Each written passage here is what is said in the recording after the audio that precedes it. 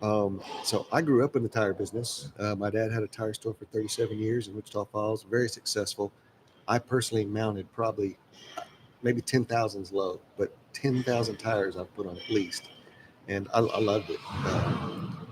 And I thought I knew a lot about tires until I met you. And I met you about 11 years ago, I think it Yeah, was. I was at a Ford store. Um, were you a tire geek then when I met you? Had you got into it? I was. Okay. So that was obviously in my earlier stages, but it was still, I was already developed pretty well into understanding what was going on and what was being missed. So my knowledge was already pretty extensive.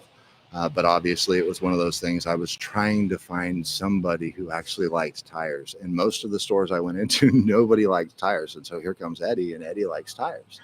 So it was one of those things that, being a former parts manager and now being in the tire world, finding fixed ops directors or service managers or parts managers that would actually let you go in and build a report and show what was going on in the health of the inventory in a 5 minute conversation was huge. Most parts managers didn't want me to do that. And then the reports that I would leave behind for them to actually check it and track it, I'd go back in and they wouldn't even look. To the trash. So, you can only do so much. If somebody doesn't want to take the information they're being given, they're not going to grow. And most of the time, that was what was happening.